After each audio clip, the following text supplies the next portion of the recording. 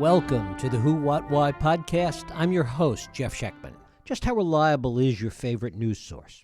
Amidst the cacophony of 24/7 news and information that pours in at us every day, and in the context of the demand to be better informed, while at the same time having less and less time to consume all that information, we may have sacrificed reliability for speed. In so doing, we've lost sight of what constitutes truth, facts, and actual information. The signal-to-noise ratio has shifted overwhelmingly towards noise. So much so that a full one-third of Americans use news sources that they themselves consider unreliable. Understanding this is part of an ongoing project by the RAND Corporation and an initiative entitled Truth Decay, the phenomenon defined as diminishing reliance on facts, data, and analysis in American public life. The third Truth Decay report has just been issued, and it is my pleasure to be joined once again by one of its authors, Jennifer Cavanaugh. Jennifer Cavanaugh is a political scientist at the RAND Corporation and Associate Director of the Strategy, Doctrine, and Resource Program. She's also a professor at the Pardee RAND Graduate School, and it is my pleasure to welcome Jennifer Cavanaugh back to the Who, What, Why podcast to talk about the latest report on Truth Decay. Jennifer, thanks so much for joining us. Thank you so much for having me. I'm glad to be back. How does this third report differ from and extend upon some of the things that the previous reports have talked about? Well, our first report defined a framework for what we thought truth decay was, and a big piece of that was understanding changes in the media landscape. That includes everything from the rise of social media, the internet, to the increasing diversity and number of sources that are available, the democratized access to both getting information but also being a source. All of these are part of this changes in the media landscape, which we consider to be a driver of truth decay. And this report digs into the consumption aspect of that.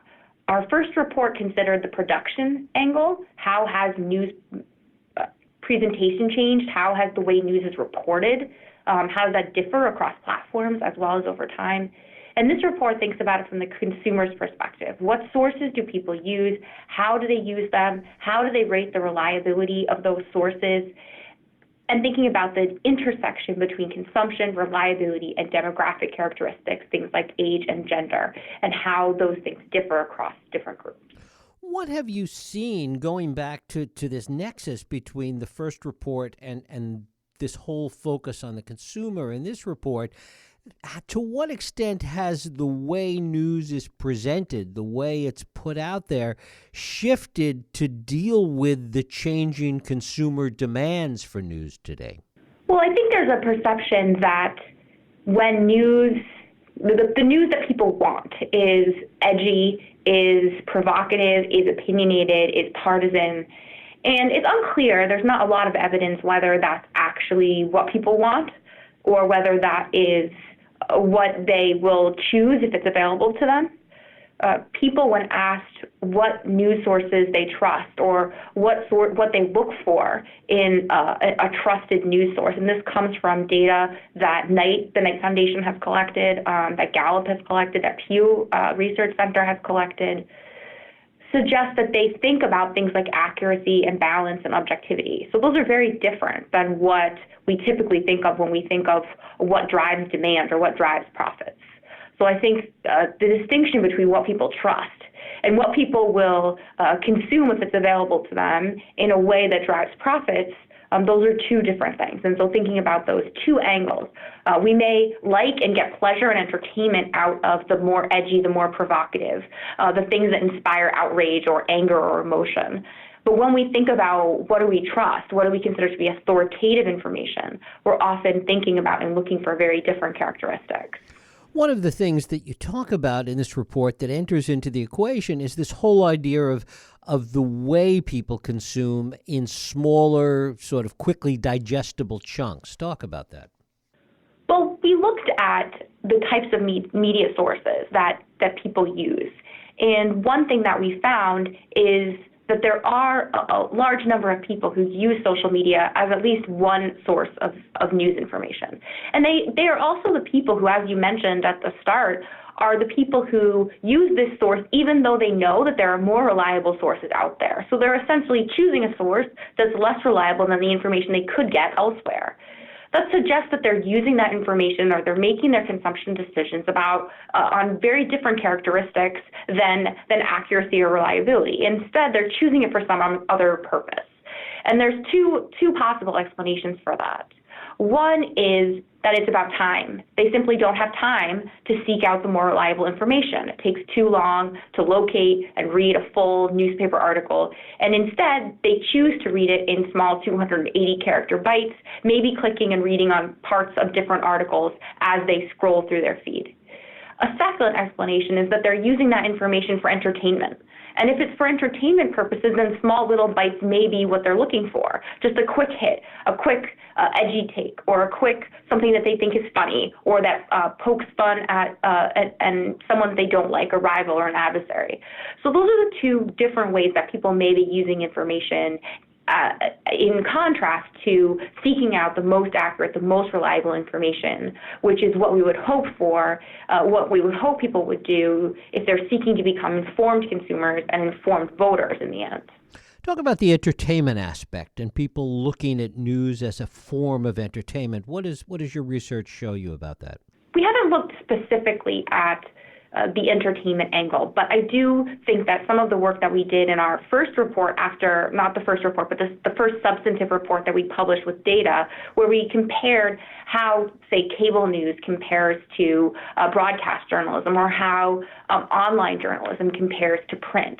And there we see a real shift from something in print and broadcast journalism that's much more fact-based, based on context and events, the who, what, where, when, and why that we think of when we think of reporting, to something that is much more opinion-based, emotion-based, personal experience, anecdotes, advocacy, argumentation. That is what characterizes cable news, and then online journalism to different extents. And so I think that when you see this shift from these more traditional forms of news to what's considered new media, you do see a shift towards emphasizing the entertainment value of information. Cable news is essentially entertainment. In order to attract your attention, they want to be provocative. They want to keep the eyeballs on the screen so that they can increase their viewership and then get more ad revenue. That's the fundamental model. So we've shifted from a model of journalism which was largely focused on providing and informing people to one where that's still a purpose of some outlets, but then there's another set of outlets, another set of platforms which are much more focused on the entertainment angle, pulling you in because that's their profit model. That is how they make money. What are you seeing in terms of the time shifting of information? People that are getting information either from podcasts or YouTube or things that they can really adjust to their time frame? I do think that time and time availability is a big factor in how people make news consumption decisions. As I mentioned previously, that's one of the explanations for why people might use sources that are less reliable or that they consider less reliable, is because they simply don't have the time to find other sources. And so they consume the news sources that fit into their lifestyle. And we can, in that sense, think of news consumption as a habit, as a lifestyle factor, as something just like you would choose what type of exercise to do or what other types of entertainment to do, or how to spend your leisure time. News is just another piece of that. And when we think about news as a consumption habit, as a lifestyle factor, then when we want to think about how do we encourage people to be more informed and to use sources that are more reliable and that are more fact-based and oriented towards informing and not entertainment, it becomes actually a harder challenge because we're not just asking someone to consume a different information source, but actually to incorporate a new habit into their lifestyle or to change an old habit. And that, as we all know from trying to break habits, is very difficult. And one of the things you talk about is demographics and what that shows, and particularly with respect to education. That's right. when we look at education, we find that people who have more than a college degree are much more likely to be using print and broadcast journalism sources than people with less education, with people with only a high school degree or only a part of college. Those latter two groups are much more likely to fall into one of the other categories, including the group that relies primarily on social media and their peer network for news information. What about people that are getting information from across different sources, that their primary source may be less reliable, but sometimes they take the time to go deeper? What do we see there? Most people use many different news sources, and I think that's really important to understand. We often see statistics about how many people are using social media to get their news. But most people who are using social media are also using other sources as well. And understanding the source mix, using social media in of itself is not a problem if you're supplementing it with other types of sources. I think it also matters how you're using social media. Are you using social media only reading the headlines and reading your friends' posts and takes on the news? Or are you using social media, Facebook, Twitter, as a platform to find articles? Who are you following? What types of things are you looking at? And then if you see an interesting article, do you go find the article and read the whole thing? Does it provide you new topics to go research further? There's many different ways to use any type of news platform. So there isn't a blanket, this news source is good and this news source is bad. It's thinking more about the mix and the balance and how you use them together. And to what extent are you finding that consumers are doing that are using multiple sources? And what is the importance and really the shift as a result of social media and even more than that, peer influence? I do think most people use more than one source. I think that is, there's an extensive research literature on whether when new platforms become available, those things crowd out old sources or are added in. And I think most research suggests, although there is some disagreement, but most research suggests that yes, people have a finite amount of time to spend reading news, so they can't just constantly add new sources, but that people do consume across a variety of different platforms. So I think that is important to understand. Now, it's not true of everyone. Some people may rely only on one platform or only on two platforms, and they may not spend the same amount of time digging in depth and trying to understand the news. We didn't really get into that in this survey, although I think it's an important follow-on question to ask people, not just what are you using, but how do you use it, and get to understand a little bit more about the user experience. I do think the extent to which social media has become the way that things are marketed, the way, and such a big part of the media landscape, it does push us towards an environment where both consumers are susceptible to what we call truth decay, but also where the media is pushed towards a place where it is often intentionally or unintentionally exacerbating those trends. You can't boil a detailed investigative journalism piece down to 280 characters without losing a lot of the really important detail.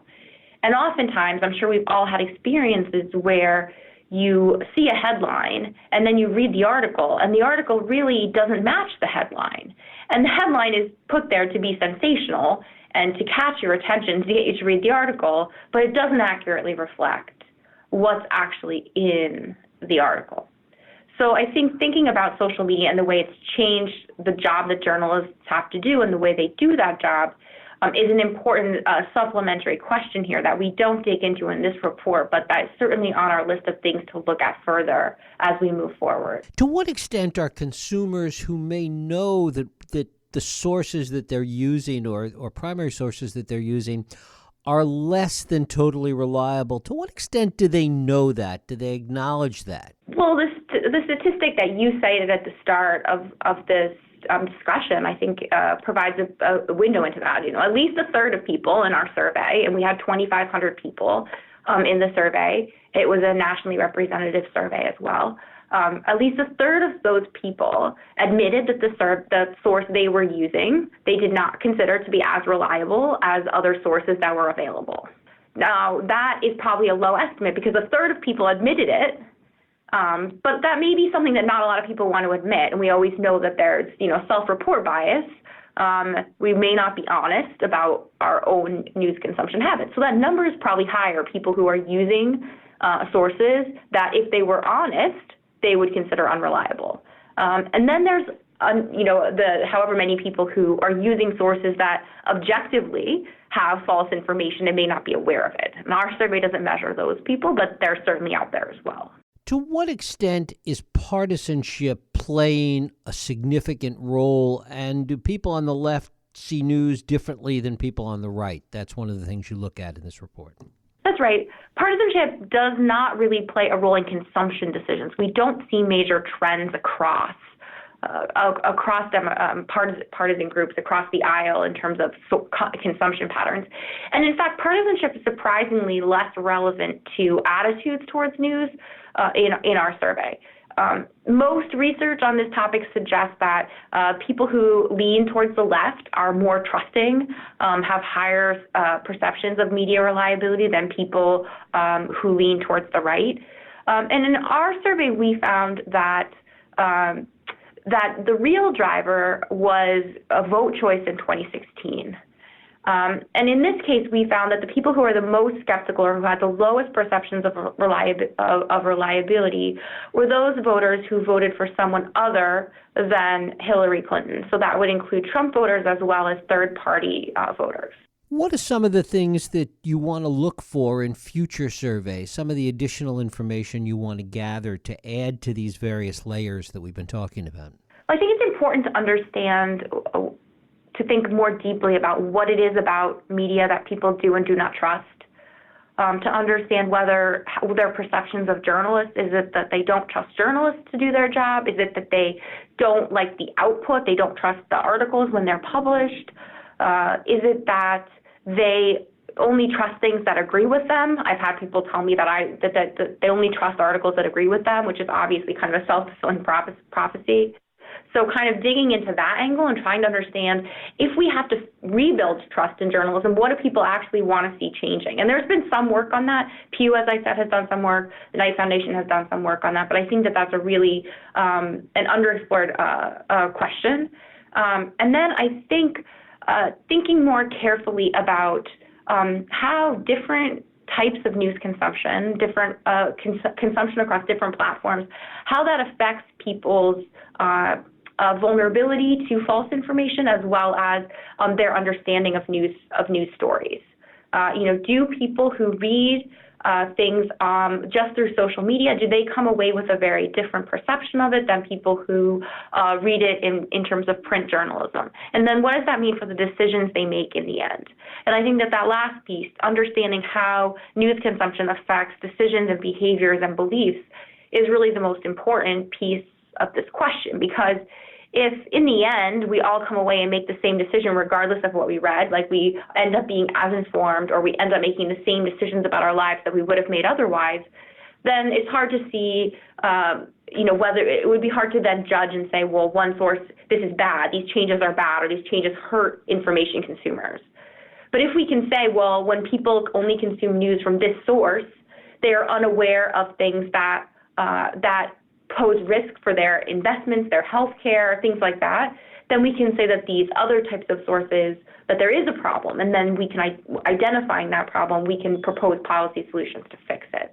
So I think thinking about what the implications of these are for how people live their lives, how well informed they are, and how they're able to make decisions about their lives, I think that is an important additional piece here that gets kind of beyond the media landscape piece into some thought about cognitive bias, and what the actual implications and importance of something like truth decay is, not just at the policy level, but at the individual level. Is there a difference in any of these things with respect to whether or not people are consuming local or national or international news? That's a good question. We didn't ask specifically about the outlet or the level of news, whether it's national news, international, local news. We have done some research on other projects thinking about trust in different types of news, and they are consistent with other work we've found that trust in local news tends to be a little bit higher than trust in national news. That's partly because we tend to trust things that are immediate to us, that we can see and verify. That, if maybe in the local paper, my friend's brother writes for that paper, right? So I have a personal connection that increases my trust there. And as we move further away, that trust, that aspect dissipates. But another important thing to note is the extent to which local papers are really disappearing. The local papers that continue to exist, a lot of them are syndicated, so it's just reprints of articles that are printed elsewhere. But the kind of really basic local journalism that we used to have 20, 30, 40 years ago, that is becoming kind of an unsustainable model, economic model. In fact, there have been some articles and some research showing the ways in which college newspapers in places like UNC or University of Michigan are filling in for local papers and doing some of the local reporting that used to happen. So when we talk about people's attitudes towards local news, it's important to recognize that a lot of people don't have a real experience with local news. And that is actually, research suggests, detrimental to people's ability to get information, to feel connected to their community. So that trend is worrisome. The other side of that, too, is whether there's a difference with respect to the kind of news. I mean, and how people judge political news versus other kinds of news that might be less partisan in its very nature, whether it's crime stories or whatever else it might be. I agree with you. I think that when people consume local news, it's a very different kind of information. And again, it's information they can often verify or information that feels very immediate to them. And that is more trustworthy, and that may build their trust. And that trust may spill over into their reading of national news as well. Whereas when we're talking about political news or things that seem very far away or things that seem very partisan, those things may be more distant. They're harder to trust. So I think attitudes towards news there may be the loss of local journalism may not only affect people's attitudes or experiences with local journalism, but also their ability to trust and their relationship with journalism more generally. Is there a sense that there is any kind of linkage, any kind of nexus between trust and lack of trust today in public institutions and trust and lack of trust in journalism? Well, I think, trust is, individuals vary in their propensity to trust. So if I'm trustworthy of one institution, if I trust that institution, there's the higher probability that I also trust other institutions. Whereas somebody who is less trustworthy, who has a more skeptical worldview, may be less likely to trust across all of the different institutions.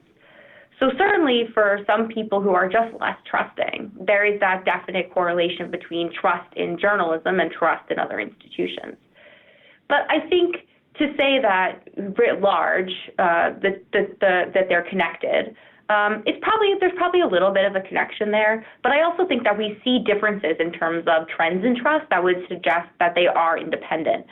For example, trust in the military has been very high and very stable for a couple decades now. Trust in government has declined very sharply, much more sharply than the decline that we've seen in trust in the media. Trust in the media has declined somewhat, but really what's changed in terms of trust in the media has been at the demographic group level. So trust for some groups hasn't changed much, whereas trust for other groups has changed a lot. When we think about trust in something like Congress or in government generally, the decline there has been sharper and has been more universal across demographic groups. And so those differences and trends for different institutions suggest that even if they are correlated in some way, they each have independent aspects that drive the independent trends. There's an interesting irony in that people seek out journalism that they agree with. They seek out sources that they agree with and that support whatever their bias may be, and yet there's still distrust in the very institution they're getting the information from. Well, I think it's important to make the distinction that when people say report their trust in media, they may not be thinking about the outlet they use. They may be thinking of, well, I don't trust media generally. I don't trust, quote unquote, the media, capital T, capital M, but I do trust this specific outlet, which is different.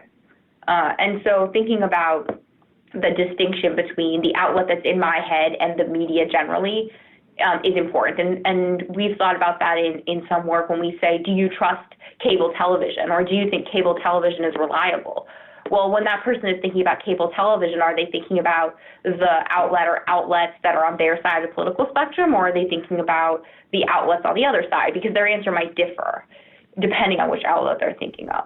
And finally, how dynamic is this situation? What are you finding in terms of these attitudes shifting and changing all the time?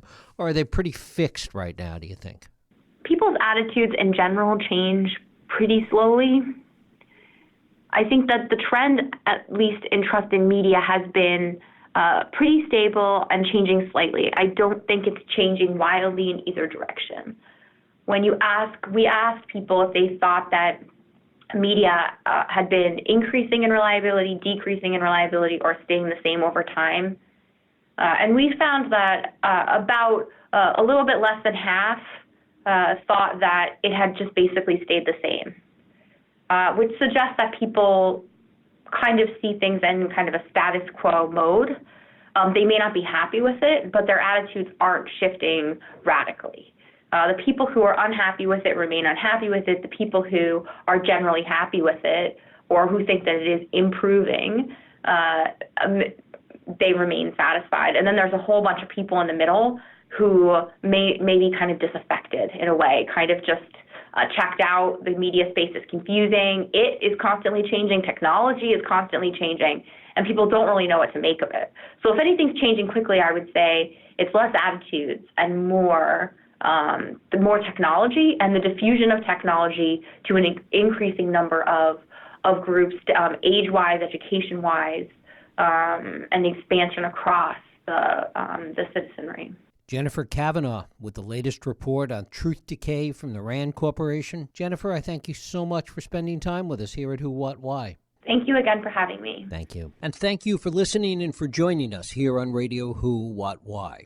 I hope you join us next week for another Radio Who, What, Why podcast. I'm Jeff Sheckman. If you like this podcast, please feel free to share and help others find it by rating and reviewing it on iTunes. You can also support this podcast and all the work we do by going to whowhatwhy.org/donate.